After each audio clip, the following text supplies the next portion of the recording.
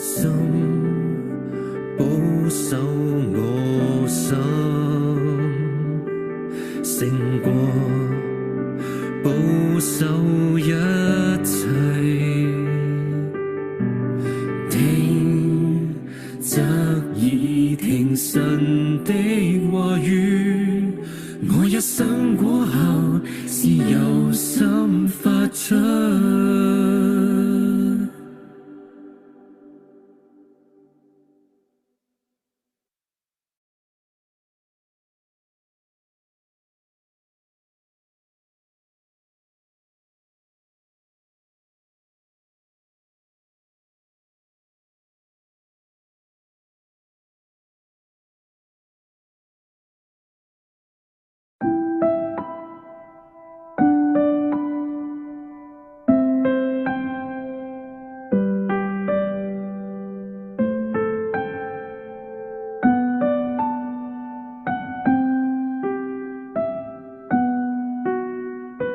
耶和華已指示世人何為善，耶和華已指示世人何為善，耶和華已指示世人何為善，只要你行公義，好憐憫，存謙卑的心，與你的主同行。耶和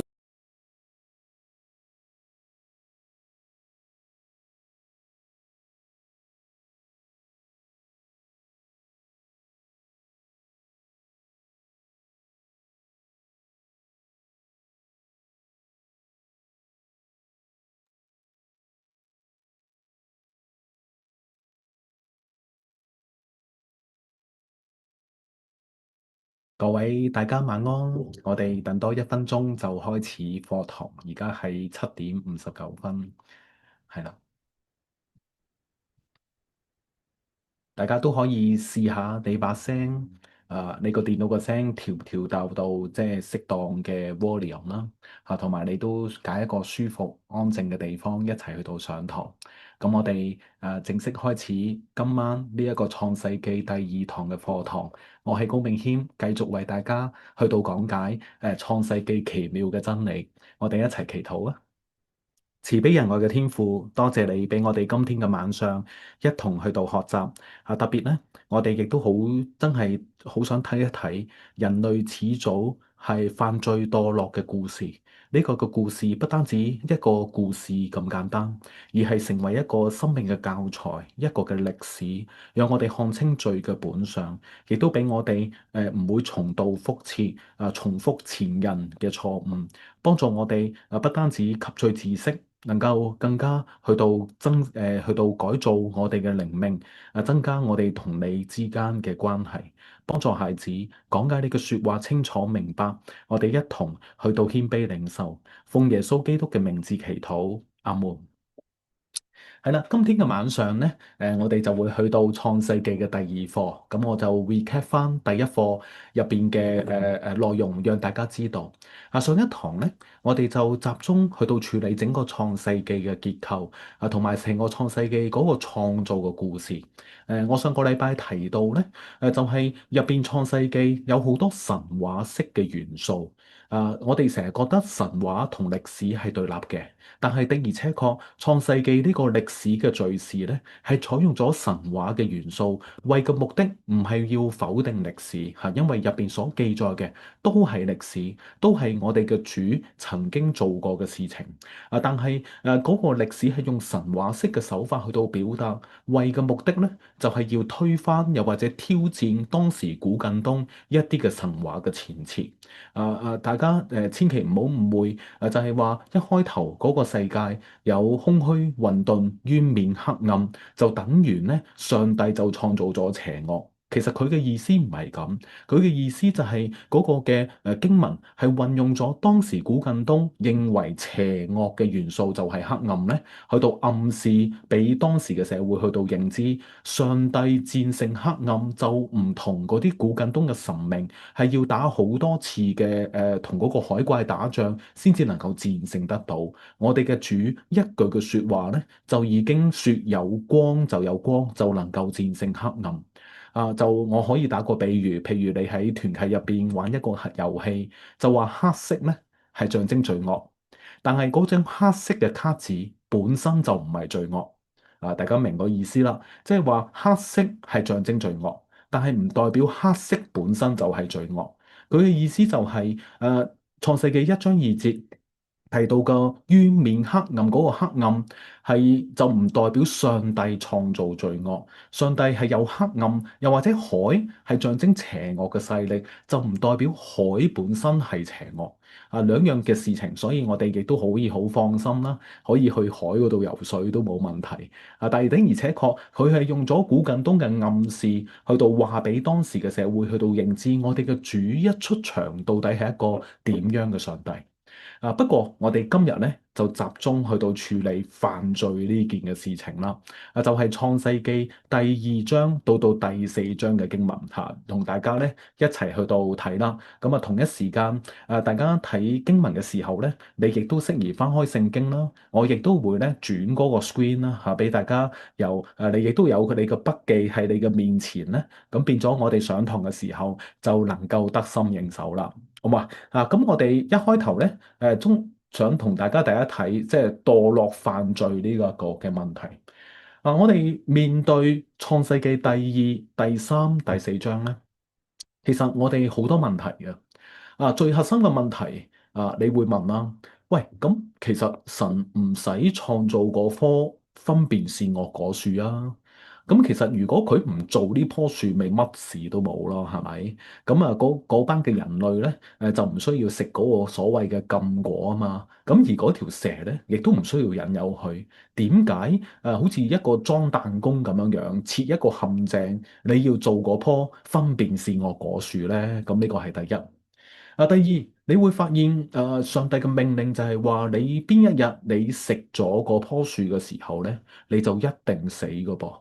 但係你會發現亞當同埋夏娃食咗之後咧，佢立時冇即刻累低喎，即係唔係好似白雪公主咁樣樣咧，食咗個蘋果即刻累低喎，佢冇喎。點解唔係立即死嘅咧？咁樣樣。第三，其實成個故事係話俾我哋聽，邊個先係真實呢一個嘅主題。真正嘅上帝神係有絕對嘅權威、絕對嘅主權。咁而嗰條蛇咧，其實係質疑緊我哋嘅主上帝嘅真實性。咁呢啲嘅核心問題，我都好想喺今日入邊同大家一齊去到解答呢啲嘅問題。咁所以咧，大家就千祈唔好走開啦。咁我哋就要即係用咧比較多嘅時間去到進行呢一個嘅解釋啦。好啦，首先我哋睇睇嗰個嘅，即係睇睇個筆記先。個筆記咧就係一開頭喺第2章嗰度咧，如果你睇嗰段嘅經文啦，你就會發現咧，其實第2章嘅經文係由第4節開始，就主要討論到創造人類嘅故事。特別當時咧，呢一個野地仲未有草木，田間嘅蔬菜仲未長出嚟。耶和華神咧仲未降雨在地上，亦都冇人去到耕種田地。但係嗰啲嘅霧氣向上係由地上向上升嘅時候咧，就用嚟滋潤遍地。呢一個就係個背景，當時嘅世界到底係點樣樣？然後第7節就終於出場啦，就係呢一句嚇，就係話呢個係和合本嘅翻譯，就係話耶和華神係用地上嘅塵土嚟到造人，然後將生氣吹進佢嘅鼻孔入邊，佢就成了有靈的活人。咁呢一個就係和合本嘅翻譯。第一，原來你會發現上帝創造人類係由地上嘅塵土去到做。我讀一啲嘅希伯來文俾大家認識。第一個希伯來文咧，我好想讀俾大家聽咧。原來人類嗰個字人類嗰個做人呢個字咧，喺原文睇嚟咧，其實就係呢一個嚇，呢一個咧係應該讀做夏亞當，或者你就咁讀做亞當，咁其實就係解做人類咁解啊。啊，佢就話從地上嘅塵土，嗰個特別嗰個地咧，佢嘅原文嘅讀音咧就叫做阿達媽，阿達媽。嗱，大家對比兩個讀音，一個就係人類阿當，一個就係土地阿達媽。你覺唔覺得嗰個讀音係好似啊？人就叫做阿當，地就係阿達媽。咁啊，所以人類咧係由地嗰個塵土而走出嚟嘅。咁變咗阿當咧係嚟自阿達媽。咁其實喺嗰個即係講笑咁講啦嚇，即係如果你記希伯來文咧，你要記呢兩個字唔係好難。你記人類係阿當，咁啊阿達媽咧就好似阿當嘅阿媽啦，係咪？即係由塵土或者由地嗰度去到出嚟。咁所以佢係玩緊文字遊戲。咁呢個第一點，大家留意，我哋本身咧係塵土，所以喺聖灰入邊，我哋本身係塵土，我哋死後咧就仍歸於塵土。咁呢個係創世記第3章就已經話咗俾我哋聽啦。好啦，做咗個人形出嚟咧，就將生氣吹進佢嘅鼻孔入邊，佢就成了有靈的活人。嗱，我哋一睇，你會發現和合本譯做有靈的活人咧。你就個直覺就覺得，哇，會唔會上帝吹嘅咧就係嗰個靈魂咯，係咪啊？人係有靈魂體啊嘛，咁啊，所以上帝就吹嗰個靈魂進入嗰個人類入邊，從此就成為有靈的活人。嗱，而的而且確，人類同動物嘅分別，有可能就係人類係有靈魂，動物係冇靈魂。咁呢個係啱嘅。你會發現新約都有記載，係特別喺約翰3書入邊都有一個咁樣嘅祝福語，就話願你的靈與魂與身子得蒙保守。啊，好明顯呢一句就採用咗靈魂體三樣嘅事情去到説明人嘅組成啦。啊，但係好多嘅神學家咧就以為2章嘅第7節係 support 同埋支持人係有靈魂嘅被造。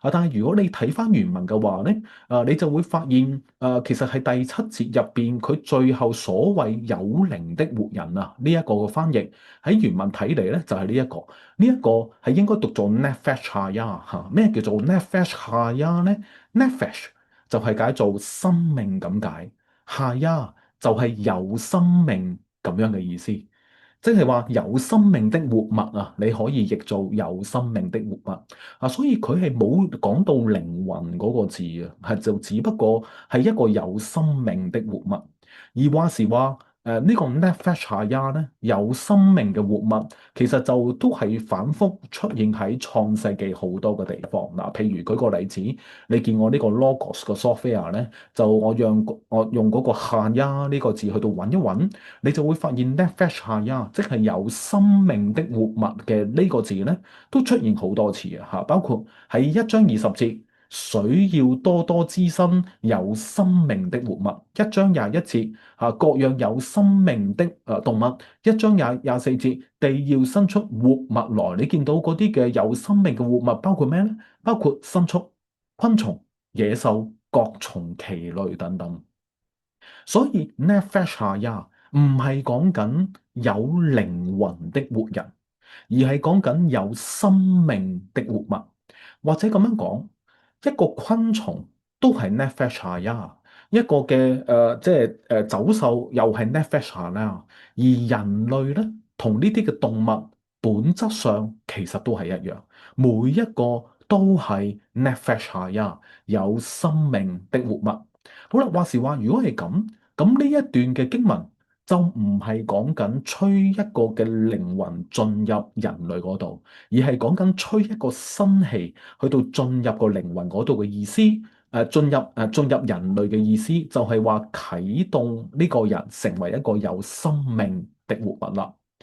好啦，咁如果係咁，你就會諗啦，喂，個個都叫做 nefesh haya，人類又係，動物又係，咁變咗人類同動物咪冇乜分別咯？咁樣樣，答案就係人類同動物有分別嚇，佢個分別就唔係在於佢有冇即係係咪 nefesh haya，而係在於人係有神的形象，而動物是沒有神的形象。嗱，當然動物都係冇靈魂嘅，咁啊你可以有，但係嗰個嘅支持點，人有靈魂，動物冇咧，嗰個支持點就唔係創世記2章嘅第7節，而係去到新約嘅經文先至能夠支持到呢件嘅事情。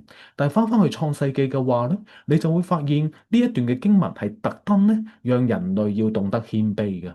因為人類嘅被造係要靠上帝吹一啖新氣進入人類嘅當中，以致人呢先至能夠同其他嘅動物一樣，都能夠成為有生命的活物，就係 Nefesh Hayah。咁變咗，你會發現人類嘅被造同其他嘅動物係好相似，其中一個相似，我哋每一個都係受造物。而喺創世記嘅立場嚟到睇，人類同動物嘅分別就係在於人類係有神的形象，而動物是沒有上帝的形象。好啦，去到呢一點，咁我哋就知道啦喎。咁我哋就發現做咗第一個人類啦。原文就係有生命的活物，同其他動物相同，係要讓人類謙卑，叫知道，喂，咁其實我同隻獅子啦，我同隻貓咧都係一樣咧，就叫做 Nefesh Hayah。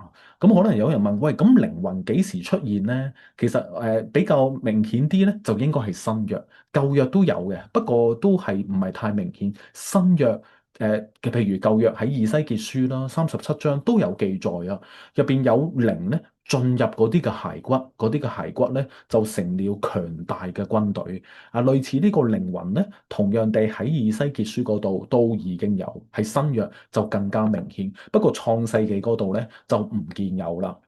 好啦，跟住我哋就睇落去，咁啊創造完人類，然後就將個人類咧擺落去伊甸園嗰度咯噃。咁啊伊甸園咧，佢話俾你聽，一開頭就有4條河流嘅嚇。如果你睇嗰個經文咧，你就第一條叫比遜啦嚇，第二條咧就叫基訓，第三、第四條咧就比較熟悉啲啦。第一個就叫做底格里斯，第二就係幼發拉底河。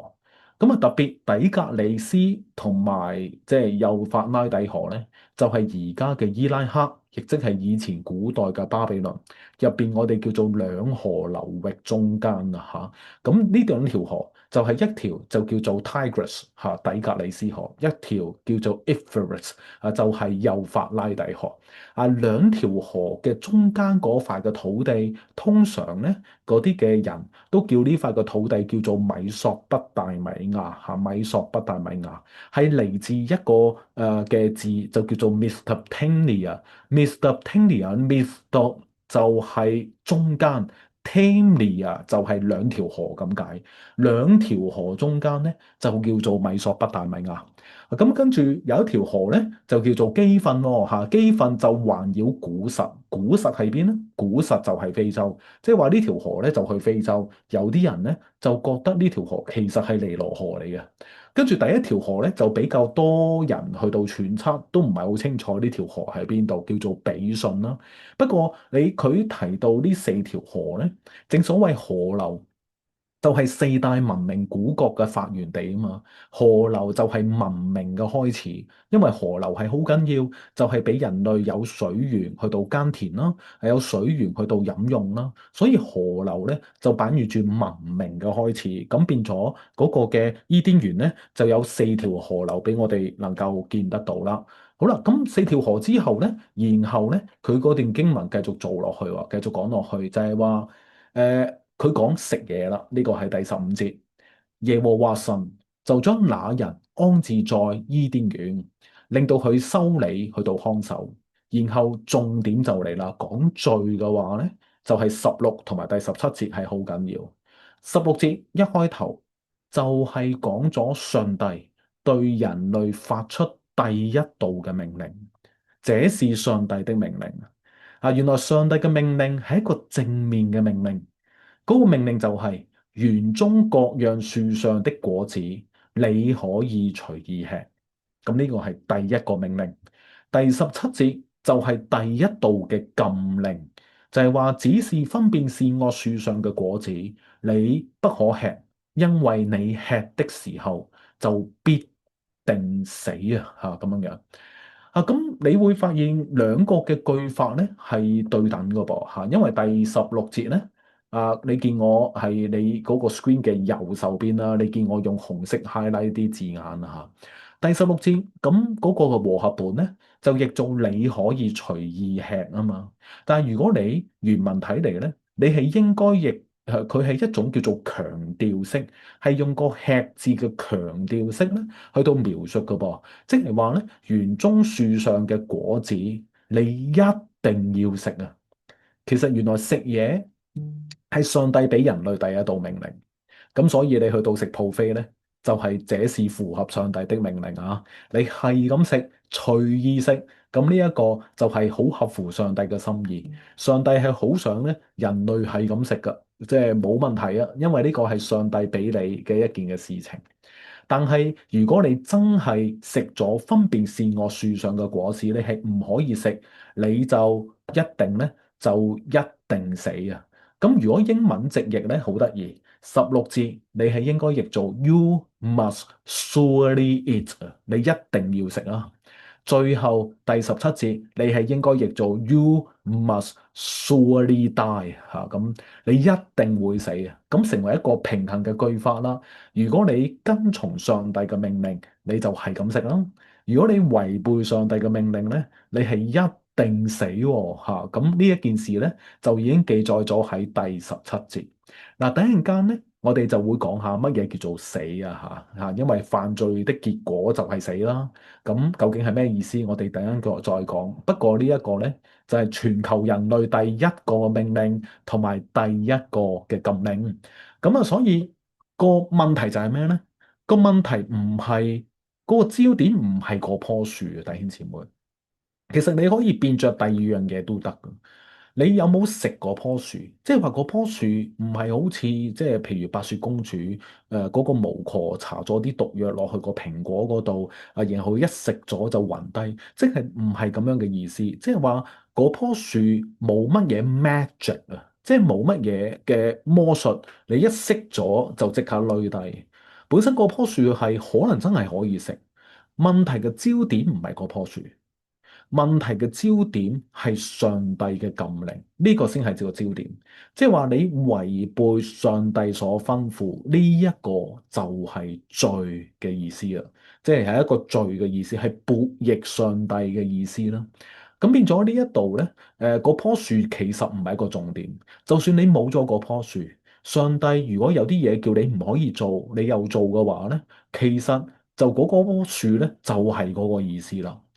咁讓大家知道咧，其實嗰棵樹唔係一個重點嚟㗎嚇，係咪嗰棵樹係咪特別靚仔啦嚇？特別即係叫做好似食咗有毒藥啦，其實唔係呢一個嘅意思。好啦，咁即係做晒呢啲嘢啦，咁你大家記得啦，即係第一章就話做嘅所有嘢都係好㗎嘛，係咪啊？即係6日所創造，但係由第18節開始咧，就守到有一樣嘢就係唔好啦。好啊，大家留意，好同唔好係一個類別嚟嘅，唔代表即係唔完美。不過咧，佢就係叫做唔好啦。耶和華神就說啦：那人獨居不好，我要為他做一個配偶，幫助他。呢一句嘅說話咧，你就會睇落去嘅時候，就駁落去第19節。你其實唔係好明嗰個脈絡點解會係咁，係因為第19節就話耶和華神咧就用土所造成野地各樣嘅走獸、空中嘅飛鳥，全部都帶到去那人面前，睇下佢叫啲乜嘢嘢，嗰個人就叫各樣嘅活物，咁而嗰個活物嘅名咧就按照嗰個人取嘅名字就命名佢啦。你覺唔覺得第19節噏埋呢啲嘢？就同第18節係有啲格格不入咧，係因為18節明明就係要同佢揾一個配偶噶嘛，係嘛？但係19節突然之間就講到佢要為好多飛禽走獸咧去到進行起名喎。然後20節繼續講落去，那人便給一切牲畜、空中嘅飛鳥、野地嘅走獸改咗名啦。只是那人沒有遇見配偶幫助他。你會發現20節。再次出現遇見配偶幫助他嘅呢個嘅字眼喺度出現，咁亦即係話，言下之意，上帝覺得那人獨居不好，然後就要為佢做一個配偶幫助他。我哋本來係期待上帝係做一個配偶幫助佢，但係上帝好得意，佢真係做啊！19節真係做，但係做嗰啲咧就唔係一個配偶嚟嘅，做嗰啲係飛禽走獸嚟嘅，全部帶到嗰個那人嘅面前，就幫佢改名。然後要嗰個那人知道，就算好多飛禽走獸係喺佢嘅身邊，掩掩樣樣喺佢面前出現，但係嗰個人係揾唔到一個配偶嚟到幫助他，即係代表嗰啲嘅飛禽走獸根本係冇辦法成為呢一個嘅那人嘅配偶。嗱，特別留意咧，嗰班嘅飛禽走獸係神係用土嗰度去到做出嚟嘅噃。即係代表嗰班嘅飛禽走獸嘅做出嚟嘅方式啊，係同嗰個人嘅方式係一模一樣嚇，即係一模一樣嚇，就係即係代表人咧，其實又係用土做，飛禽走獸又係用土做，本來佢哋嘅來源係一模一樣，但係佢哋係冇辦法即係叫做成為嗰個配偶。咁所以為嘅目的就係讓嗰個人咧深深地去到知道啦，原來咧其實嗰班嘅佢係揾唔到一個配偶幫助佢咁，然後21節神就整暈咗佢啦，係咪耶和華就令佢沉睡，佢就瞓咗覺啦。咁然後佢就喺嗰個那人攞咗一條肋骨喎，又把肉合起啦。耶和華神咧就從那人入邊攞所做嘅肋骨咧，做成一個女人，領他到那人跟前啦。好啦，咁你會睇得到，原來咧上帝做一個配偶嘅方式係要整暈咗嗰個男人先啦。咁然後就要攞一個肋骨出嚟啊！你會發現肋骨嗰個字咧係好得意嘅，呢個肋骨嗰個字你會發現肋骨喺邊度咧？就係呢一個原文就係呢個字。你翻查字典啊，即係我呢個 Logos 咧係有嗰個字典built in 咗我查一個字典叫 BDB 啦。呢一隻就係肋骨啦，俾大家望呢一個 Sella 唔好意思，Sella 呢一個字咧可以解做 rib 就係肋骨啦，係咪？side 係咩？解做一邊啊。譬如喺好多嘅經文咧都有出現呢個字特別譬如出埃及記25章嘅12節係講緊乜咧？就係講緊一個約櫃，約櫃嘅一邊咁樣嘅意思。你會發現呢個字咧係可以解做一個人嘅肋骨啦，可以解做一座山嘅一邊啦，又或者你係可以解做一個密室嘅一邊，又或者係即係嗰個聖殿好多橫梁，好似一支支架嗰啲橫梁咧嘅嗰個外形，就好似一個肋骨咁樣樣都 OK 特別第六個嘅解釋可以解做一個約櫃嘅一邊啦。咁所以你會唔會覺得可能真係一個肋骨呢？所以有啲嘅解經家就會覺得會唔會唔係淨係一條肋骨咁簡單？可能係講緊一個男人嘅一邊。嗱，如果講緊男人嘅一邊咧，就好唔同嘅喎。咁代表上帝整暈咗個男人啦，然後攞咗成個男人嘅一邊。咁即係劈開一半啦，係嘛？咁即係將佢做咗一邊，而用呢一邊咧就把肉合起來，就做成一個女人。大家有冇聽過？即係你嘅老婆係你嘅另一半啊，係咪啊？另一半會唔會呢一個肋骨其實唔係講緊一條肋骨咁簡單，係一個人嘅一半呢？咁其實喺原文入邊係講得通嘅喎，因為呢個字咧係可以解做一邊，當然亦都可以解做肋骨。咁兩者咧係都可以。究竟係一條肋骨啊，定係一邊咧？我哋就係無從稽考啦。不過 anyway，佢就用呢個肋骨咧就做成呢個女人。係咪好得意咧？如果一邊嘅話咧，咁似乎咧就真係公平好多喎。女人咧就係用咗男人嘅一半去到做咁樣嘅。好啦，咁23節啦。那人說：這是我骨中的骨，肉中的肉，可以稱她為女人，因為他是從男人身上出來的。大家要記住喎，嗰個那人，我哋頭先讀過嗰個希伯來文咧，就讀做亞當啊嘛嚇，即係或者叫做夏亞當。但係女人嘅希伯來文咧就讀做 Isha，男人嘅希伯來文咧就讀做 Ish 喎。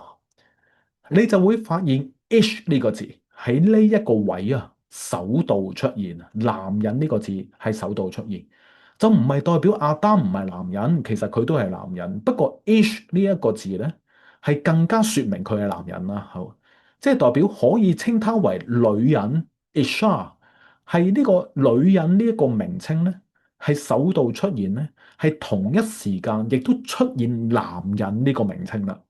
即係話可以稱她為女人，因為她是從男人身上取出來的。嗱，我講到嚟呢度，我唔係講緊之前嗰亞當冇性別喎，之前亞當都係一個男人，不過呢一度更加分得清楚男同女啦。即係話自從女人出現之後，就更加分得清楚男同女。然後你會發現嗰個那人咧係冇經過 debriefing 啦。當佢個麻醉藥醒咗之後咧，佢就一眼擘大，一覺醒來，就望到上帝就將嗰個女人領到那人跟前。嗱，你會發現領到那人跟前嘅呢個字眼，就同之前嗰啲嘅飛禽走獸帶到那人面前咧係一模一樣。你會發現哇，之前嗰啲飛禽走獸全部帶到那人面前，佢都認唔到佢個配偶。但係首到呢個女人帶到那人面前咧，佢一認就認到，就話這是我骨中的骨，肉中的肉，唔需要 debriefing，好似俾你個感覺係佢嘅本能啊，就認到呢一個就係個女人。咁所以你覺唔覺得你碰到你個女朋友啦，或者見到你心目當中嘅白馬王子，你個心搏搏跳咧，其實都唔需要有人去到做個 debriefing 啦。其實你一認就認到，喂，會唔會呢個就係你夢中情人啦？又或者會唔會呢個就係未來結婚嘅對象咧？咁樣樣。好啦，咁呢一個咁樣嘅被造好奇特，亦都係好奧妙，似乎 build in 咗喺男人同埋女人嘅身上咧，有一種嘅叫做本能啊，係認得到呢個係男人，呢個係女人，呢個就係我嘅老婆啦，咁樣嘅呢個就係我嘅配偶。咁所以去到24節咧，因為呢一個咁樣嘅創造故事，從而就有描述性嘅24節嗰個嘅人倫嘅關係啦。因此，人要離開父母，與妻子聯合，二人成為一體。咁你就會諗啦，喂，似乎亞當同埋夏娃冇父母嘅喎，點解呢度無端端提父母呢？嘅答案就係24節唔係講緊時序上面嘅一句，24節係同讀者去到解釋，而家普遍見到嘅人倫關係嘅原因呢，就係嚟自咁樣樣嘅創造故事咁樣嘅意思。咁所以2章嘅24節係講緊普通嘅人倫關係，嗰人倫關係就係咩啊？就係人要離開父母呢個所謂嘅人呢，你係應該譯做男人喎。男人要離開父母與妻子聯合，聯合嗰個字呢，係帶有一種盟約性嘅契合咁樣嘅意思。二人一男一女係兩個人要成為一體，一體呢係好有 sexual connotation，就係講緊係有一種性嘅元素喺入邊啊，兩個人就從此成為一體，所以可以話2章24節呢就係婚姻嘅定義啦嚇。因為點解話婚姻呢？因為呢一個聯合呢個字係好有呢一個嘅婚盟嗰個嘅意識喺度，二人成為一體啦。好啊，咁變咗成個嘅故事咧，就係講緊男女嘅契合就係上帝嘅設計，而上帝嘅設計就係一個咁樣嘅設計，而佢嗰個設計咧，到最後有一句嘅説話，就係話當時夫妻二人赤身露體並不羞恥。當然，赤身露體可以指剝光豬啦，赤身露體啊嘛。咁但係除咗係 physically 係即係生理上面嘅赤身露體，更加重要係佢哋嘅靈魂咯，佢哋彼此之間嘅感情啦，彼此之間毫無掩飾啦，佢冇乜嘢係唔怕對方去到知道，赤身露體係說明一種沒有罪惡嘅一個嘅狀態，因為羞恥係罪惡即時嚟嘅一個嘅感受。大家記得，就係當亞當同埋夏娃，特別夏娃食咗個禁果，亞當又食埋之後咧，佢哋就即刻匿埋，匿埋點解？因為佢哋覺得羞恥。咁所以不羞恥係講緊一個無罪惡嘅狀態，沒有罪惡，佢唔怕俾人赤露敞開。你能唔能夠真係揾到一個人？甚至你諗下你自己可唔可以撫心自問，你所做嘅每一樣嘢，你自己諗緊嘅每一件事，都能夠可以赤露敞開俾人知道，而唔怕人哋呢係有乜嘢去到抽情？係冇可能，因為我哋每一個人都係有一種嘅罪性，我哋每一個人罪性係以致我哋係想遮遮掩掩啊，想揾啲無花樹嘅葉子、無花果樹嘅葉子去到遮蓋你嘅身體。呢種嘅遮遮掩掩就係犯罪而嚟嘅結果啊！就係我哋會覺得羞恥，但係當時夫妻二人唔覺得有乜嘢嘅羞恥，呢個係赤身露體，係表面好係一個非常坦蕩嘅一個嘅狀態。好啦，創造地嚟呢度嘅時候咧，本身其實一切都幾好啊，嚇，真係唔錯啊，嚇，你係可以毫無顧忌，你係可以好真誠交流，彼此有愛，二人成為一體，其實係一件即係極好嘅事情。好啦，咁啊，跟住就第三章啦，係嘛？第三章就嚟了啦，嚇，就係因為咧，上帝所做咧，唯有蛇啊，比田嘅一切嘅活物更加狡猾。嗱，特別留意狡猾嗰個字咧，同埋赤身露體嗰個字咧，我好早咧就用綠色 highlight 俾你睇嗰個原文。嗱，大家唔識原文嘅，不過你可以望望呢兩個字，希伯來文咧係由右讀到左嘅。嗱，第一個字係咪一樣咧？呢個讀做 iron 啊，第二個字就係 rash 嚇，rash 都係一樣嘅。第三就係即係烏音啦，呢個我哋讀做烏音就係 surek 啦。第四就係個 man 嚇，睇落去有啲唔同，但係其實係一樣嘅，你信我。即係代表狡猾呢個字咧，其實佢喺原文睇嚟同赤身露體係一模一樣嘅。其實你可以話神所做嘅咧，唯有蛇比田嘅一切活物更狡猾，又或者唯有蛇比田嘅一切活物更赤身露體。同一時間，你可以講當時夫妻二人赤身露體並不羞恥，當時夫妻二人狡猾並不羞恥都可以，即係話嗰個原文係彼此交替，兩個意思都有㗎嚇。咁變咗去到呢一點，我哋發現嗰個嘅作者咧係特登玩緊文字遊戲。原來上帝喺做嘅百物當中，最狡猾有兩個。當然最狡猾就係嗰條蛇，但係其次就係人類啦。人類係赤身露體，當然條蛇都係赤身露體。好啦，我哋睇睇條蛇啦。條蛇咧，首先第一點。佢就話神豈不是真說不許你們吃園中所有樹上的果子嗎？其實佢問呢個問題係質疑緊首先咧係講緊個絕對性先嚇，絕對性就係話質疑上帝嘅命令嘅真實性嚇，係咪神真係咁樣講啊？咁樣樣，女人就講啦，園中樹上嘅果樹我哋可以食。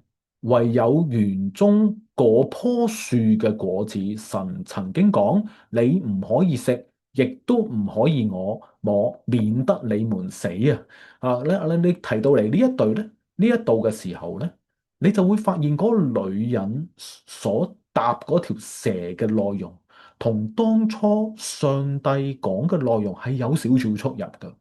嗱，首先呢個女人係冇提到分辨善惡樹上嘅果子，佢只不過提到嗰棵樹上嘅果子，特登含糊咗啦。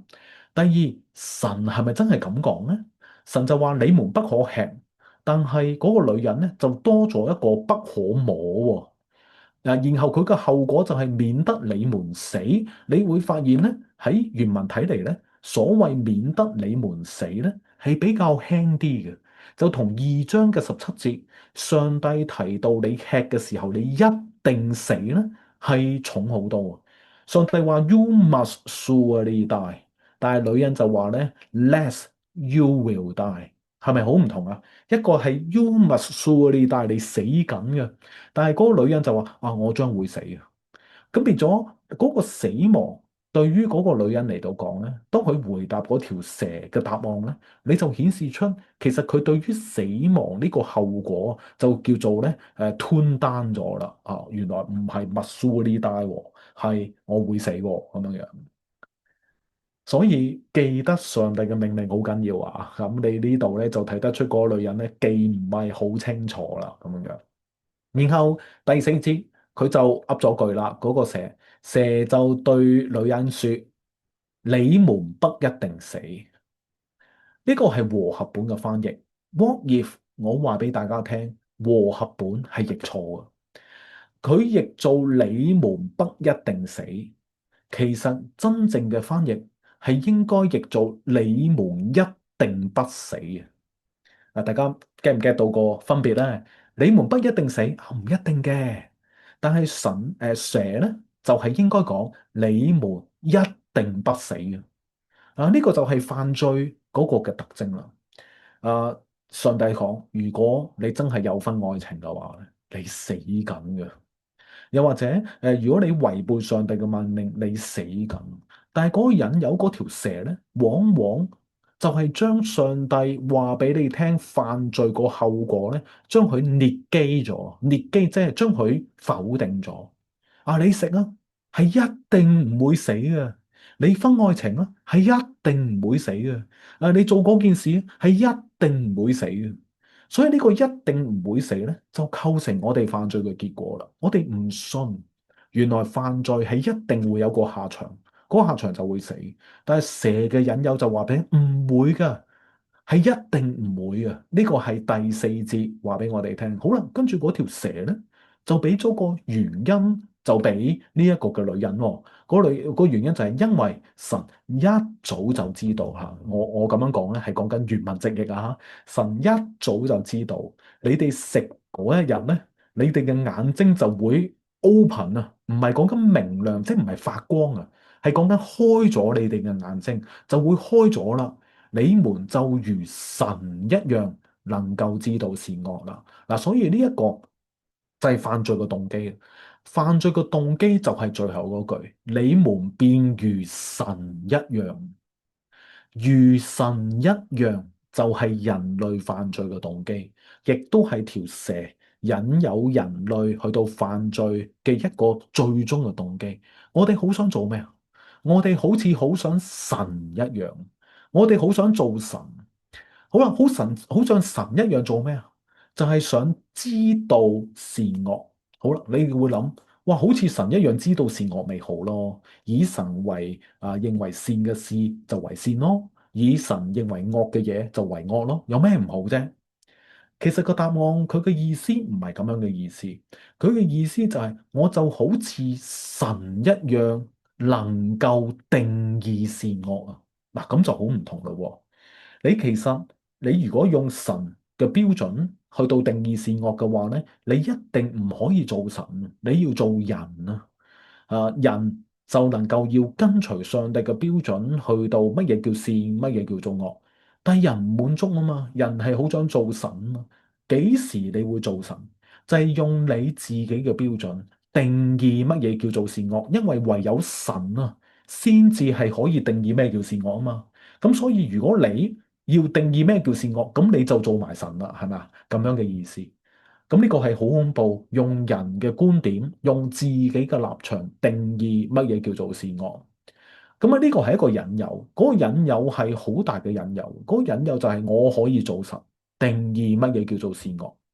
然後第六節就話，女人見嗰棵樹嘅果子好着食物，亦都悅人眼目，並且可喜愛咧，就並且令到人係有智慧。嗱，突然之間，本身嗰棵樹冇乜嘢嘅，但係經過蛇咧講一講之後，佢隻眼咧好似唔知點解着咗迷咁樣樣嘅，就發現哇！你望下嗰棵樹真係好正，好悅人眼目，好喜愛。突然之間佢隻眼啊就變咗好多嘢擺咗落去嗰個嘅果子上面，然後佢摘咗落嚟去度食，食完又俾佢嘅丈夫。佢嘅丈夫都食。如果你睇翻原文，你就會知道佢嘅丈夫嗰刻係同佢喺埋一齊，又俾佢一個 with her 一齊同佢一齊個丈夫。所以個丈夫喺呢一點咧，係冇辦法發揮嗰個男人去到作為當家作主，禁止個女人唔准做嘅事情。男人係可以俾個女人個女人俾個男人食，我哋就會覺得，哎呀個女人衰先咯。係做乜俾我食咧？係咪？但係男人都有責任，因為男人都在場，男人都望住嗰棵樹，男人都聽到嗰條蛇嘅聲音。啊，咁變咗，你會發現一食兩個人嘅眼睛就明亮咗，即係 open 咗。咁嗰條蛇嘅應許有冇達到呢？其實係有嘅，達到咗一半啫。嗱，你見到嗰條蛇嘅承諾係咩？你食咗嘅時候，眼睛就 open 啦，就明亮。佢哋食咗，果然佢哋嘅眼睛就 open 啦。咁所以嗰條蛇嘅應許咧，成就咗個噃。但係嗰條蛇有一半嘅應許咧就冇成就啦，一半嘅應許就係你們便如神一樣知道善惡，但係你呢一度咧就會發現才知道自己是赤身露體，才知道自己是赤身露體咧，你可以譯做才知道自己是狡猾咯，係嘛？即係咁變咗，你會發現一嘢，你就會即係會覺得哇，原來我係好羞愧，我需要用嗰啲無花樹嘅葉子咧，為自己編造裙子，要遮身啊，遮住我嘅羞愧。嗱，呢一度就係人類犯罪嘅起始點，話俾我哋聽，原來罪係透過一個引誘，而嗰個引誘就最深層你犯罪嗰個傾向，就係因為你好想做神咯。啊！呢個係第一，第二，嗰條蛇話俾你聽，犯罪嘅結果係唔會出現咯，係完全列基咗嗰個犯罪嘅結果，一定唔會死噶，人哋死我都唔會死。呢一種嘅謊話就係嗰條蛇咧話過俾你聽，兩個原因，你蔑視犯罪而嚟嘅結果。第二，你認為你可以做神；第三，做神一樣可以隨意定義善惡。但係如果你咁樣做，你真係食咗嘅話咧，你只不過知道嘅咧就唔係善惡，你知道嘅咧就原來你係狡猾，你係赤身露體啊！哇，好可悲，就去到呢一個嘅地步啦。好啦，跟住就天起了涼風啦。咁啊，即係耶和華就呼喚話：你哋去咗邊啦？咁啊，佢哋就因為赤身就匿埋咗啦。咁啊，然後咧就講出嗰個就睇下佢哋嘅反應係點喎。就係話，誰告訴你赤身露體呢？莫非你吃了我吩咐你不可吃那樹上的果子麼？然後呢一個嘅耶和華首先係問嗰個亞當先嘅，亞當嘅回應你望下真係好精彩嘅，佢嘅回應就係講咩咧？係用咗兩個綠色哈呢個字嚇，嗰個字咧就係賜給啊！你所賜俾我與我同居嘅女人，佢把樹上嘅果子賜俾我，我就食咗。你覺唔覺得嗰個那人講呢一句就賴晒兩樣嘢㗎？第一就係賴上帝啦，賴上帝就係呢個女人係你俾我，與我同居，所以覺得成件事最麻煩就係上帝，上帝係你俾呢兩個女人我。其次就係賴嗰個女人啦，嗰個女人咧係將嗰棵樹上嘅果子俾我，我就食咗，即係代表我食咗係情有可原啊！我食咗係好無辜，我係一個受害者嚟㗎，係因為係你俾我呢個女人，同埋呢個女人俾我嗰個嘅果子。好啦，跟住耶和華都冇同佢拗啦。咁啊，第13節就話耶和華神就對女人講啦：你做了什麼事？係啦，嗰個女人話嗰條蛇引誘我，所以我就食咗。同樣地，嗰個女人咧，將個責任都推俾邊個咧？嗰條蛇。嗱，呢兩個人嘅回應咧，就好反映人類對於犯罪嗰個嘅反應，就係將嗰樣罪咧推卸責任，唔能夠咧去到自己承擔嗰件嘅事情。呢個通常都係會咁噶喎。我哋做好多嘢咧，都唔想惹禍上身噶嘛。有咩問題出錯咧，就係隔離嗰個叫我做嘅。又或者我唔關我事，係嚟起俾我，或者我哋直接覺得咧係上帝嘅問題啦，咁樣樣。好啦，咁你會發現佢去到呢一點，佢係耶和華咧喺冇問嗰條蛇就即刻落個審判嘅。所以條蛇咧係唔需要經過審訊啊，因為上帝咧就知道佢弄嘢噶啦，咁就佢一世咧就必就咒詛啦之類嗰啲。嗱，呢一個審判嘅內容咧，我今日就冇時間講啦。不過起碼去到呢一點，我哋就會知道犯罪係個策略係點樣樣咧？嗰條蛇就係質疑上帝嘅絕對性，相對絕對就變相對，不一定死就成為相對嘅建議。但係其實我頭先講過，佢唔係譯做不一定死，佢係譯做一定不死，即係話佢唔係相對咗嗰個絕對，而係否定咗嗰個絕對嚇。所以個 PowerPoint 打錯咗，真係冇意思。第三。就係揭示嘅陰謀，就係可能神咧真係知道你分辨善惡，一早就知嘅，即係覺得上帝係有陰謀嘅，佢唔俾你食。係啦，突然之間咧，你對犯罪嘅事情咧去到改觀我識得有位弟兄，佢覺得咧，即係嫖妓係好污糟，所以佢唔會走去做。但係佢嫖咗抵受唔到，又話嫖咗第一次之後咧，就覺得嗰樣嘢真係好作食物，真係好正，所以一發咧就不可收拾。有好多時本來嗰樣嘢係好污糟，即係你唔中意嘅。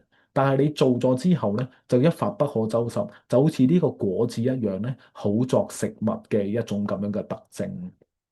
諷刺嘅結果就係蛇嘅預言應驗咗，佢嘅眼目真係開咗，但係佢係應驗咗一半，佢係就嚟帶嚟關係嘅破裂。佢嗰個嘅亞當同埋夏娃冇即時死亡，因為死亡嘅定義從來唔係淨係講緊嗰個肉身嘅死亡。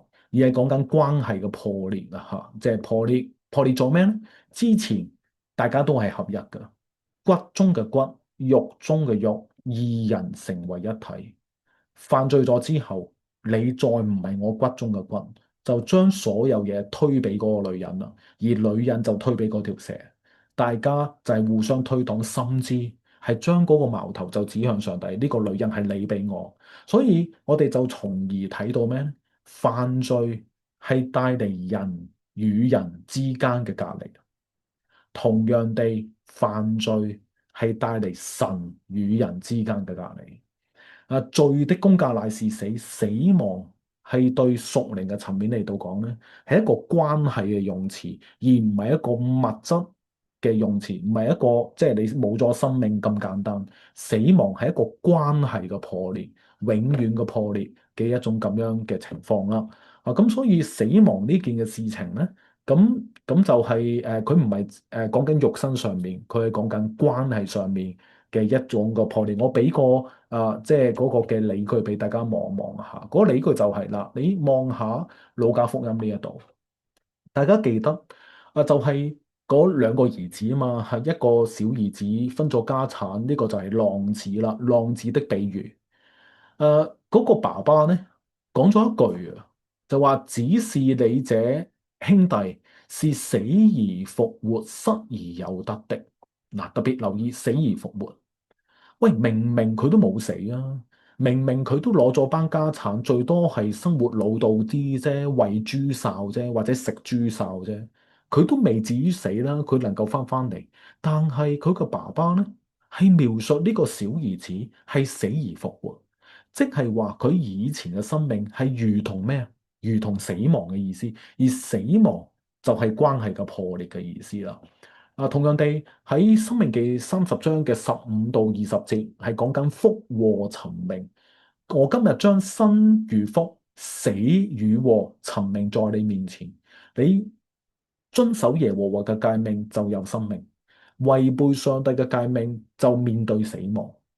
生與福、死與禍，就唔係代表佢真係肉身上面死咗，而係活喺一個上帝嘅咒詛同埋禍患嘅生活入邊，就係一個同上帝隔絕嘅一個咁樣嘅生命。我哋就叫做生不如死。我哋每一個未認識主耶穌嘅人，未同上帝復和嘅人，係一個叫做活着的死人啊！我哋嘅靈魂已經死咗。但係我哋嘅肉身繼續喺呢個世界活着啊，因為耶穌基督，我哋係可以從罪中得釋放，被稱為義，彌補咗呢一個犯罪而嚟嘅結果，再次同上帝建立和好嘅關係。呢個係保羅所講嘅內容，而保羅咧都係非常根據創世記嗰個罪惡同埋死亡觀念咧，去到講呢件嘅事情啦。好啦，嗱講到嚟呢一度咧，我都要講埋該隱同埋亞伯，因為呢個都係好緊要，我哋都有好多問題都要問下，大家望下嗰段嘅經文先。嗰個經文咧，就係講緊啦，有一日啦，咁嗰個那人就同佢妻子夏娃同房啦，然後就生咗該隱。咁跟住又生咗亞伯啦，咁亞伯係牧羊嘅，該隱係種地嘅。有一日，該隱咧，就攞啲地裏嘅出產為供物獻俾耶和華。亞伯亦都從羊群中頭生同埋羊嘅脂油獻上，但係耶和華睇中咗亞伯同埋佢嘅供物，睇唔中該隱同埋佢嘅供物，該隱就大大發怒，變了面色。哇！一睇到嚟呢一度，你都知個故事發展啦，係嘛？咁然後咧，該隱就殺咗呢個亞伯啦。呢個係人類第一個嘅命案，亦都睇到罪嗰個嘅嚴重性再次喺呢度去到出現啦。咁究竟發生啲咩問題咧？點解該隱會咁樣做咧？究竟耶和華點解要睇中一個唔睇中一個咧？咁你會發現咧，即係點解上主會悅納亞伯嘅祭而唔悅納該隱嘅祭咧？簡單嚟講，如果你單從祭物嗰啲嘅內容咧，你係根本摸不着頭腦噶。啊，地裏出產為供物，其實理論上喺利未記嗰度都有講到，你收藏嗰啲嘅麥子或者你有嗰啲嘅葡萄地裏出產獻俾耶和華係 OK 嘅，冇問題嘅。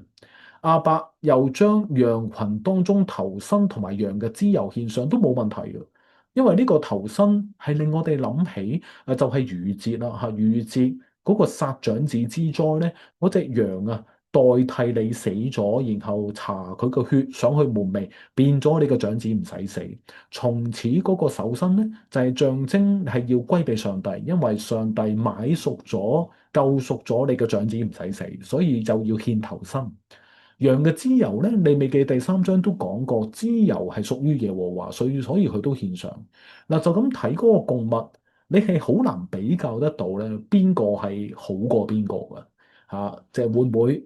所以咧有個學者好得意啊，佢就話：喂，會唔會上帝唔中意食素，而係中意食羊架啊？咁樣樣嚇，即係咁都得㗎喎。不過 anyway 你就會睇到咧，佢係冇清晰地俾一個原因你嘅，佢係冇講原因。經文喺呢一方面係 silent，係完全靜默啊，係冇講到點解佢睇中咗亞伯同埋佢個動物，亦都冇睇中該隱佢個動物，同埋佢個動物係完全 silence 啊。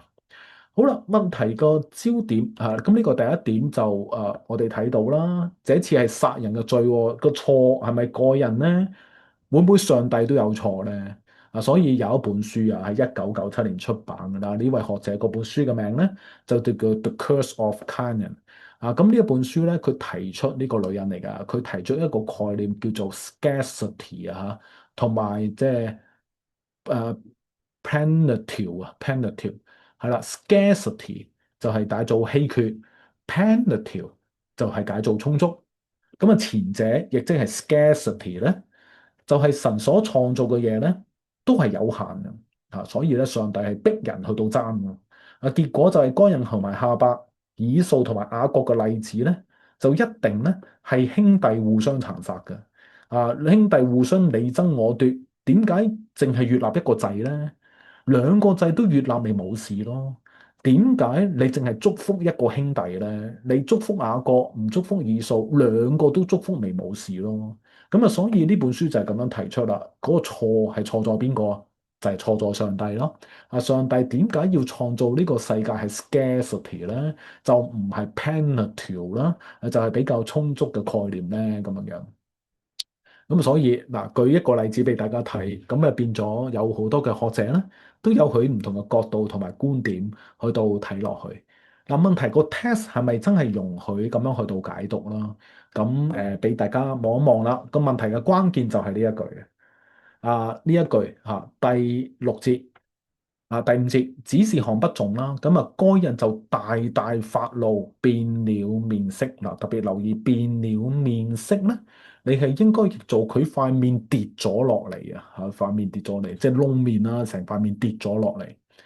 咁啊，第六節，耶和華對該人說：你為什麼發怒咧？你為什麼變了面色咧？變了面色，即係話你做乜？點解你塊面跌咗落嚟咧？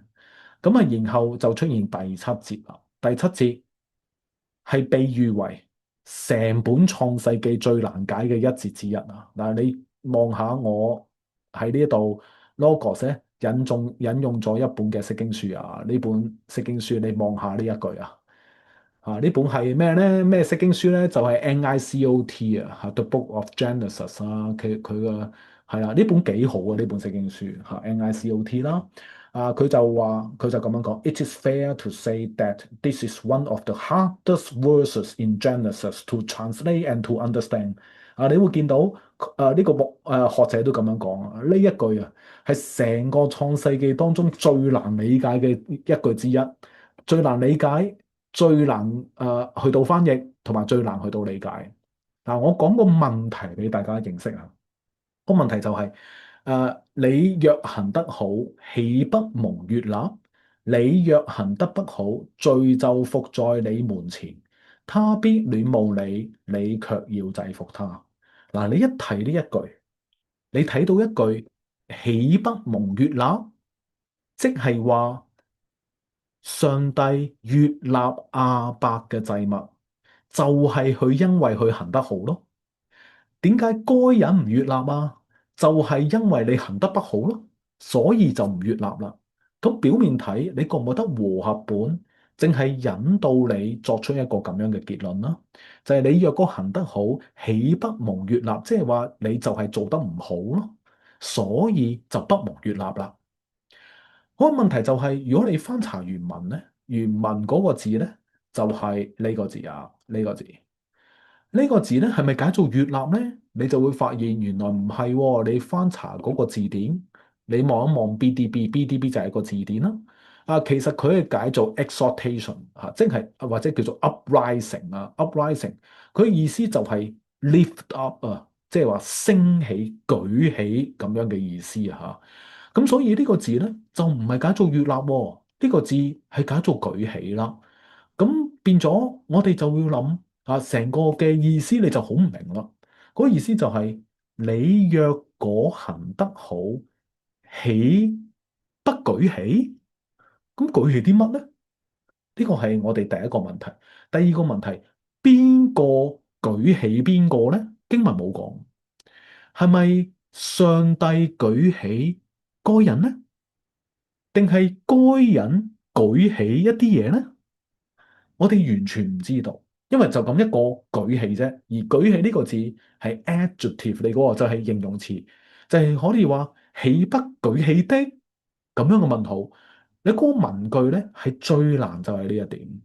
咁所以咧，你見我咧，我就用咗另外一個 document 俾大家望一望啦。你見我咧上面嗰個譯法咧就係原文直譯俾大家睇啊。若果你行得好，豈不舉起？若果你行得不好，罪正在伏向門前，係有個門嘅。他的戀慕就向住你，而你喺原文入邊係強調嘅，卻要統治他。咁你會見到下面咧，其實就係和合本嘅翻譯啦。你若行得好，豈不蒙悅納？你若行得不好，罪就伏在門前。OK，咁嚟到呢一度咧，第一，我哋幾乎係非常肯定呢個字並不是解做悅納，而係解做舉起。咁所以我就比較傾向就接納一位學者嘅睇法啦。點解佢提到舉起？因為上文係有一個字咧，就係叫做變了面色。變了面色咧，佢嘅意思就係佢塊面跌咗落嚟咁樣嘅意思。咁如果按翻上文，乜嘢叫做舉起咧？舉起嘅意思即係話佢塊面舉起咯。咁如果係咁，跌咗落嚟就係舉起嘅相反詞啊嘛。咁變咗上面上帝就話該人塊面跌咗落嚟，會唔會呢度講緊個舉起就係講緊舉起塊面呢？好啦，跌咗落嚟塊面嘅意思係咩呢？跌咗落嚟塊面嘅意思呢，就係佢面窿咯，好嬲咯咁樣嘅意思啦。咁咩叫做舉起塊面呢？舉起塊面即係話有笑容啦，欣然接受咁樣嘅意思。嗱，咁如果係咁咧，佢就唔係講緊乜咧？佢就唔係講緊獻祭蒙唔蒙悅納，係講緊嗰個獻祭有咗不蒙悅納又好，蒙悅納都好，或者不蒙悅納都好。你如果之後嘅動作行得好，豈不舉起嗎？豈不舉起嗎嘅意思，即係話你應該去到唔好面窿咯，你應該要舉起。如果你行得不好，罪就伏在你面前。佢嘅意思，即係話你行得不好，就唔代表你犯罪，只不過伏在你面前嘅啫。言下之意即係咩意思呢？言下之意嘅意思就係，OK，上帝悅納亞伯，不悅納該人。我哋唔知背後嘅原因，我哋亦都唔知上帝嘅立場，但係我哋知道呢個係上帝嘅主權，佢中意悅納誰就悅納誰，不悅納誰就不悅納誰。不蒙悅納亦都唔代表佢犯罪，不蒙悅納亦都唔代表佢特別唔好，蒙悅納又唔代表佢冇罪。總之，上帝悅納一個，唔悅納一個，就係佢自己生命嘅主權。問題就係咩呢？問題就係當你面對上帝嘅唔悅納，或者面對上帝嘅唔揀選，你應該要做啲咩嘢？嗰個先係重點。個重點就係該人若果行得好，豈不舉起？即係代表面對上帝唔悅納你嘅祭物，你要小心，你要行得好，你都可以，你塊面可以舉起。面對逆境，面對一啲不蒙悅納，面對不蒙揀選，我哋都可以舉起塊面去到面對。如果你行得不好，你就要小心，有可能罪就伏在你面前，佢會戀慕傾向你，你就要統治佢咁樣嘅意思。嗱，到嗰刻行得不好，就唔代表佢犯罪，只不過係罪伏在你面前。所以呢一度係教導我哋如何看待上帝嘅悅納定係唔悅納。大家覺唔覺得唔悅納好慘咧？其實我都覺得有啲慘。不過好多時喺創世記入邊，我頭先講過雅各同埋以掃，有冇諗過雅各被揀選，以掃不蒙揀選？大家覺唔覺得不蒙揀選係慘啲先？有時我都覺得蒙揀選都係好大嘅責任噶噃。上帝揀一啲人做傳道人，你覺唔覺得佢好開心俾上帝揀先？又或者有啲人係不蒙揀選，會唔會不蒙揀選，責任感就冇咁多先？其實上帝嘅選民以色列民，上帝揀以色列，你可以話佢偏心，但係另外一方面，上帝揀以色列就等於擺更大嘅責任俾以色列，讓到以色列民咧成為選民呢一個咁樣嘅身份，唔係有着數，而係有一份嘅責任都未定。所以我哋面對上帝揀邊個唔揀邊個，絕對有佢嘅主權。而佢嘅主權呢，係喺擺喺我哋嘅面前，只不過我哋接唔接受上帝俾我哋主權嗰一份。若然我哋能夠舉起我哋塊面去到欣然接受，我哋就唔會面對嗰個罪惡伏在門前嘅一個咁樣嘅情況。但係就算罪惡伏在門前，你都要制服佢。嗱，咁樣樣，你覺唔覺得呢個嘅句法就同上帝去到審判人類嘅時候個句法係有啲相似咧？嗱，我哋兜翻轉頭睇翻第三章喎。第三章咧有講即係有講女人嘅審判啊。嚇，女人嘅審判就係、女人嘅審判就係多多加增你懷孕嘅苦楚啦，就係呢一句：你必戀慕你嘅丈夫，你嘅丈夫便管轄你。如果你睇翻原文咧，3章16節嘅呢兩句咧，就同頭先4章7節係一模一樣，即係話你必戀慕你嘅丈夫，你丈夫必管轄你，同埋罪惡必戀慕你，你必要制服他，係一模一樣。嗱，我喺呢度唔係講緊女人就係講緊罪惡喎，而係講緊男人，甚至其實個實況係講緊男人。男人要肩負起嗰個制服嗰個責任，又或者管治嗰個責任，就係因為男人係冇阻止嗰個女人咁做，即係話食咗個禁果，男人冇膊頭孭起作為一家之主嘅角色。所以，當你犯罪嘅時候，就推卸責任啦，就推卸俾上帝，俾你個女人，就推卸俾嗰個女人咧去到犯罪。男人冇膊頭，所以而家就要求呢一個嘅該人，可唔可以你有啲膊頭？就算你不蒙悅納，你都要制服得到嗰個罪惡，就好似當初嗰個亞當應當就要制服嗰個夏娃。係因為夏娃犯罪，你唔可以跟住夏娃去到犯罪，然後就將個責任推卸俾夏娃，係咪？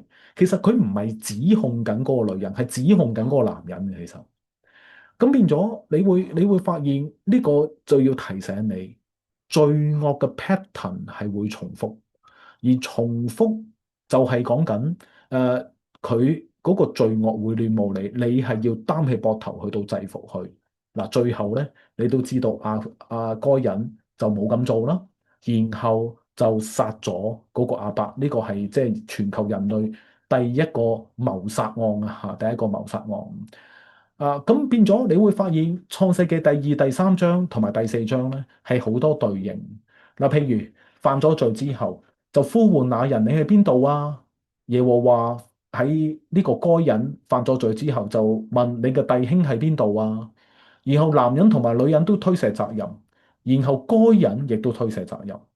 男人同埋女人受到咒詛，該人亦都受到咒詛。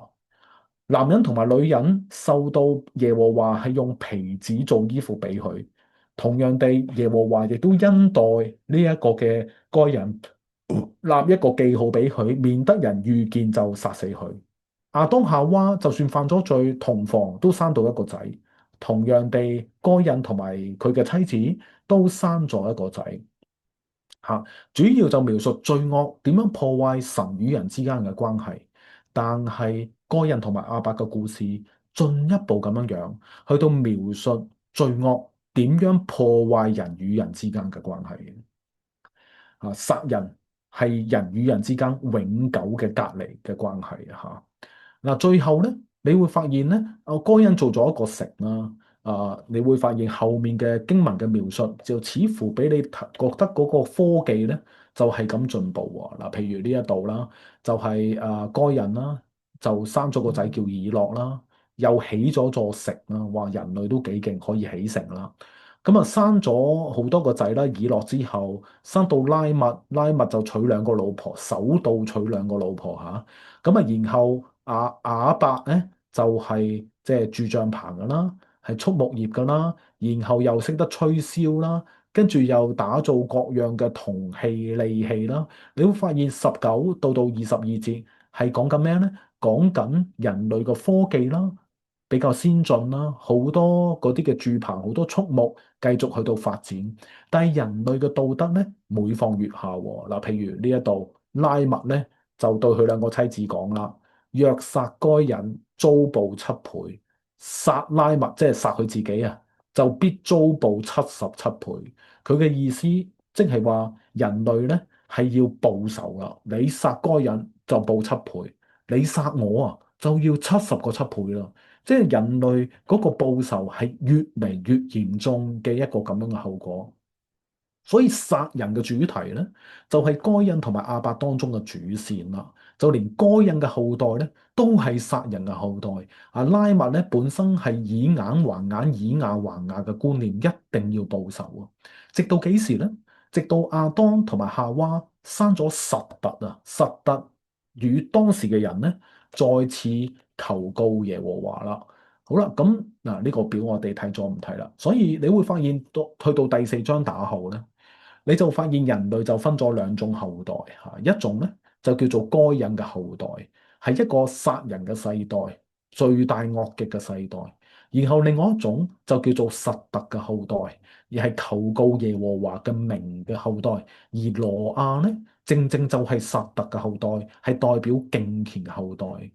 兩個後代，兩個大家記得嗰個字叫 Toledo 係咪啊？兩個世代就之爭。就成為當時嘅人類變咗嘅分野直接咧就去到下個禮拜我哋提到嘅挪亞方舟，就係由實特嘅後代入邊衍生出嚟嘅一個敬虔嘅世代。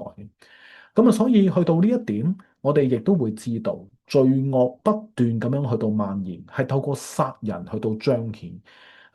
罪惡打斷咗人與人之間嘅關係，同樣地打斷咗神與人之間嘅關係睇到咁樣嘅歷史真係好可悲，但係呢個可悲成為一個歷史提醒我哋，為我哋去到警惕。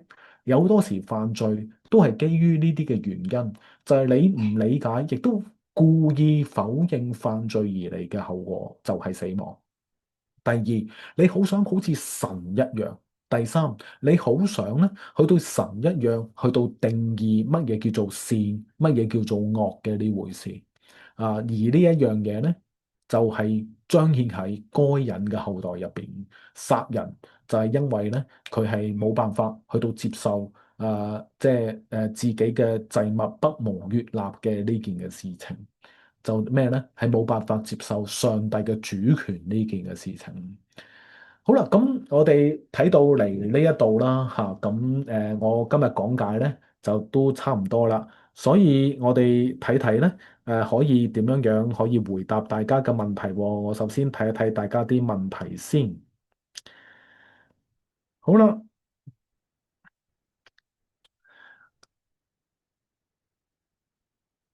有人問啦，咁靈魂幾時出現呢？我都相信咧，一創造咗人類咧，靈魂就出現㗎啦。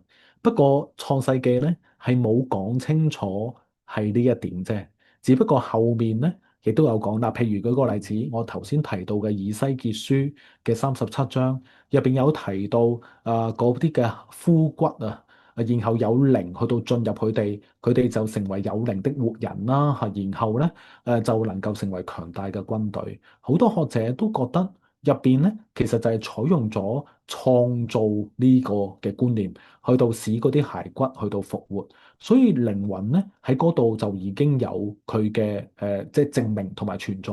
但係靈魂咧應該就係創造人類一開頭就已經有啦咁樣樣咯。好啦。咁睇下先啊，係有人問啦，都係問翻上次嘅問題。上帝嘅設計係6日工作，第7日安息，但係我哋而家只有5日工作喎，會唔會影響呢個次序呢？算唔算犯罪啦？咁樣樣第6日做家務係咪合宜呢？咁啊之類嗰啲。嗱，去到呢一點咧，我都好想分享，就係去到新約嘅年代，保羅嗰個嘅教導咧，我哋都會留意，係佢嘅或者希伯來書都有講咧，就係安息呢一樣嘢咧，由6日創造第7日安息咧，就漸漸去到轉化到新約，日日都係安息啊！日日都係安息嘅意思，就係你追隨基督、跟隨基督，竭力地進入嗰個安息。所以去到新約嘅年代，我哋就無需要去到固守呢個舊約嘅律法，就係一定係要第7日咧就要放安息日嘅呢回事。呢個係得到哥羅西書嘅第2章入邊有記載，安息日啦、節期咧，只不過係律法嘅影兒啦。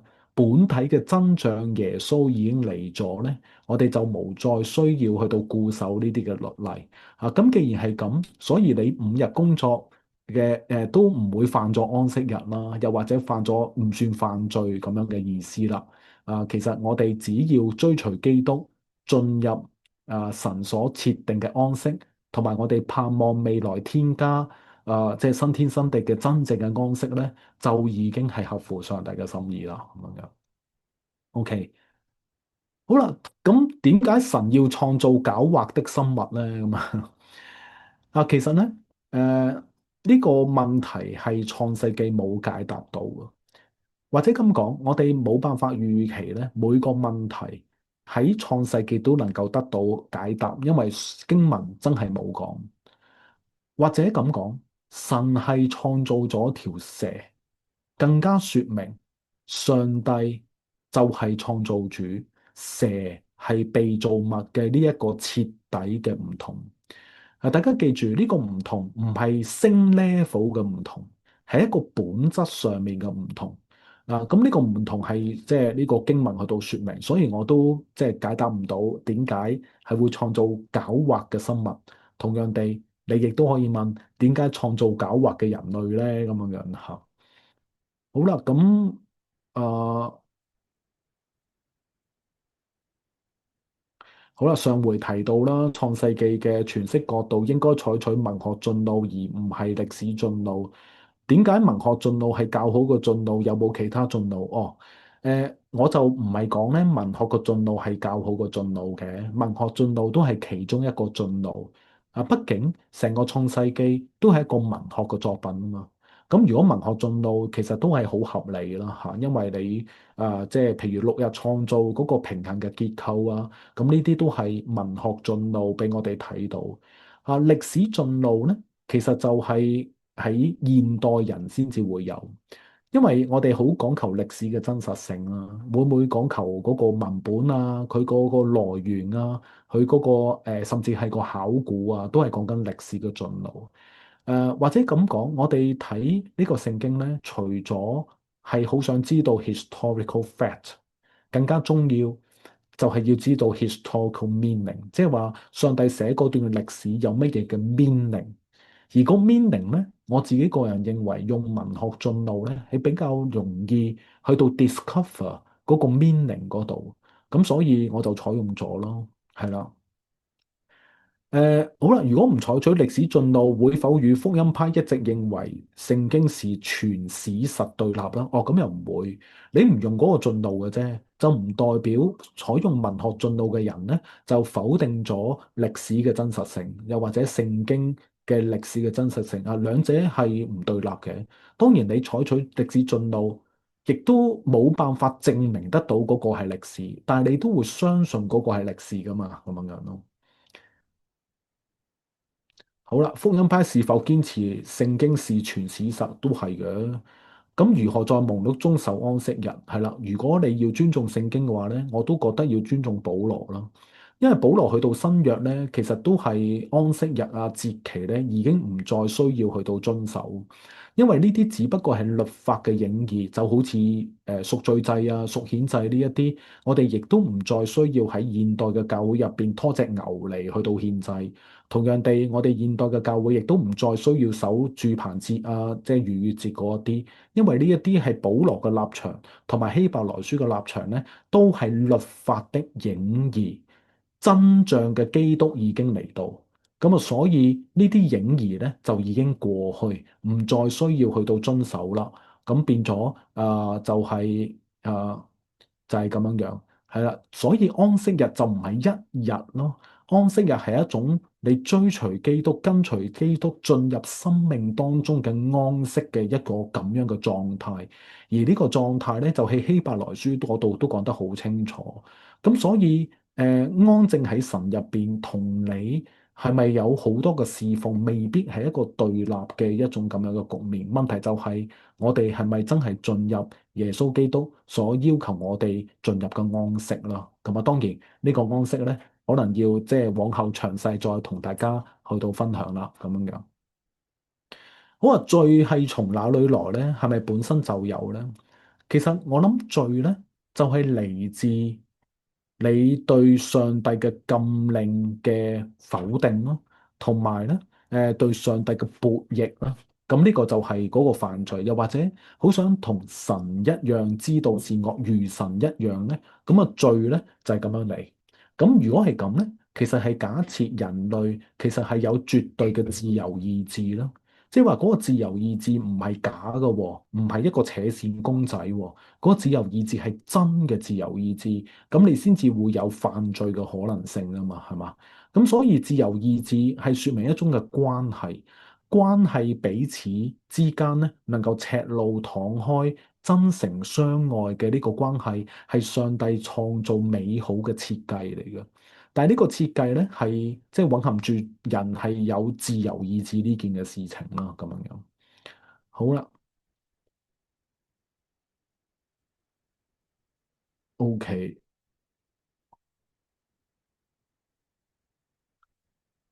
睇先啊，男人離開父母，二人成為一體，同亞當夏娃有咩關係？OK，嗰個關係個經文都講咗啊，係因為咧呢個係講緊創造秩序，個關係就係夏娃係由亞當嘅一條肋骨抽出嚟。並且亞當一睡醒之後咧，就見到夏娃係骨中嘅骨，肉中嘅肉，可以稱她為女人。呢一個咁樣嘅創造秩序嘅設計啊，就用嚟去到解釋點解二人要成為一體咯。嗰個關係就係創造秩序，解釋人倫關係啊，你可以咁樣講。所以婚姻唔係人倫關係咁簡單，又或者唔係社會的產物，或者係人倫的演變。婚姻係咩啊？婚姻係創造秩序，可以咁樣講吓。好啦，咁啊，睇下先，點樣知道神？我點樣知道神一開始係做男人？點解？哦，因為好簡單，亞當嗰個字咧係即係喺原文係 masculine 啦，同埋因為人類咧就係因為佢係瞓着咗取一條肋骨，最後嗰個亞當被稱為男人啊嘛，所以神開始一開頭咧就係做男人咯，應該就係咁啦。好啦，咁啊，當然蛇喺神話化嘅象徵，係咪的確有一個說話嘅蛇？當然就唔係啦。你而家望到嗰啲青竹蛇啊、眼鏡蛇啊，即係飯鏟頭啊，咁啊，全部唔識講嘢噶啦。咁啊，其實嗰啲蛇咧，其實就係一個象徵啦，係象徵撒旦魔鬼嘅一種咁樣嘅情況啦，咁樣樣。OK。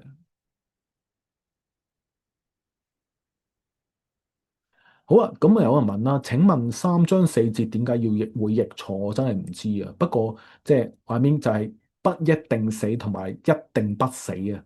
如果你睇呢一個新譯本嘅時候，佢就譯得啱噶啦。新譯本就係一定不死啊吓，咁樣樣，係啦。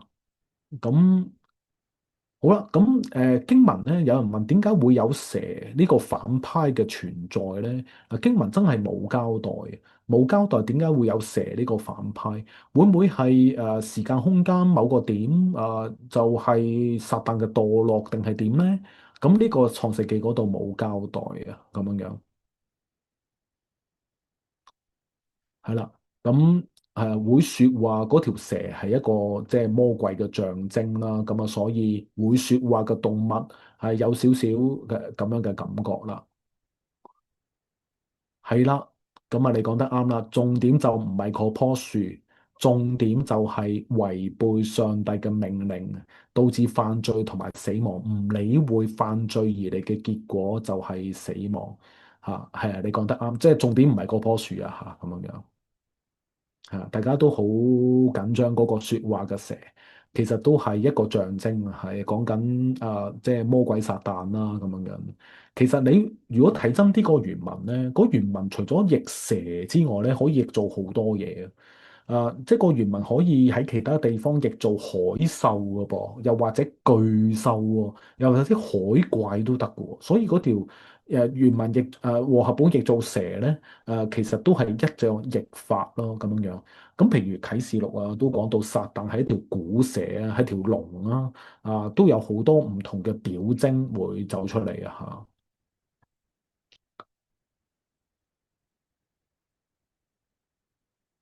好啊，咁啊，個責任有人問好得意，是否可以咁樣理解咧？男人有一個責任去到管好佢個女人啦，呢個係神嘅主權啦，冇話好壞嘅。但係多一個責任唔等於好喎，承上提。如果男人犯罪啦，女人能唔能夠管好或者阻止男人去犯罪？如果丈夫犯罪，妻子有冇罪咧？咁樣樣，咁啊，當然男人犯罪一個人咧。都係即係用自身嗰樣嘢，即係 I mean，佢面對呢個禁果咧，係兩夫婦一齊去到面對噶嘛。男人眼見住佢個老婆食咗個禁果嘅呢回事，禮手咧又俾埋呢個禁果去到食嘅話咧。嗰個嘅管理實在太弱嘛，係咪啊？咁如果同樣道理倒翻轉頭，嗰個男人係食嗰個禁果先，然後俾佢老婆食咧，佢老婆都有責任去到提佢老公。其實兩者都係會有咯，咁樣樣。好啦，真係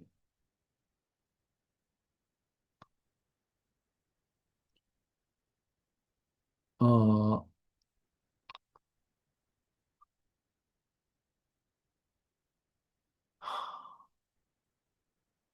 有啦，OK。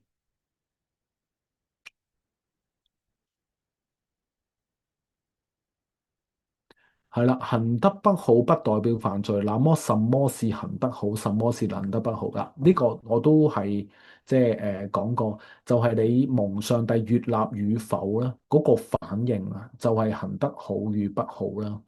咁行得不好即係嗱，譬如你可以咁不好咧，你係譯做不好都得，你可以譯做順利都得。即係話嗰件事順利，你行得順利，做得順利，定係唔順利都好，你都求主俾我哋能夠舉起我塊面去到即係迎接咯，接受上帝俾我哋嘅主權嗰份，否則嘅話罪就伏在你面前啦，咁樣樣嘅情況。好啦，有人問啦，好多人問啊，該隱嘅老婆喺邊度嚟咧？咁樣樣嗱，呢個都係經文都係冇交代嚇，會唔會亞當同埋夏娃都生咗好多女性出嚟咧？我哋亦都唔知道。大家要記住，當時嘅人咧係有900幾歲咁長命。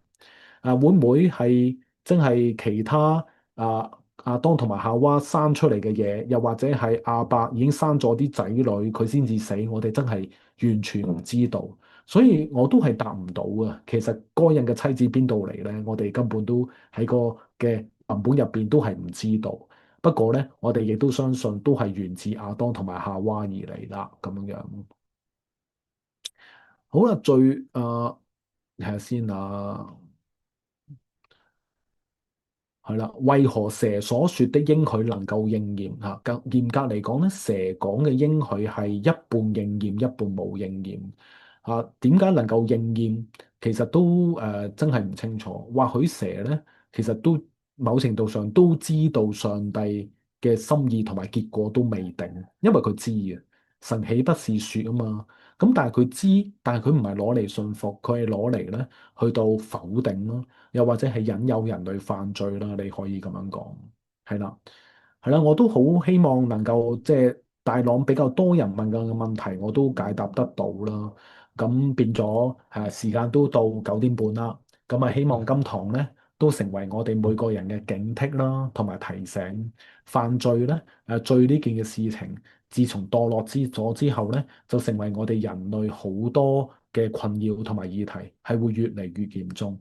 下個禮拜咧，我哋就會進入挪亞方舟呢件嘅事情啦。